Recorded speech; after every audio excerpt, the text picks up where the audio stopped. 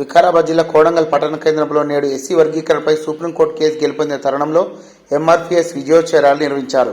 ఈ కార్యక్రమానికి ఎంఆర్పీఎస్ వికారాబాద్ జిల్లా కార్యదర్శి ఆర్ అంజి మాదిగ, వికారాబాద్ జిల్లా ఉపాధ్యక్షులు ఎన్ మల్కప్ప మాదిగ మాట్లాడుతూ ఎంఆర్పీఎస్ వ్యవస్థాపక అధ్యక్షులు మందకృష్ణ మాదిగ మరియు దేశ ప్రధాని నరేంద్ర మోడీ చిత్రపటానికి పాలాభిషేకం చేసి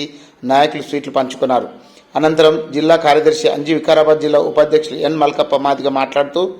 ఎంఆర్పీఎస్ ఆధ్వర్యంలో ఎస్సీ రిజర్వేషన్ల వర్గీకరణ సాధనకై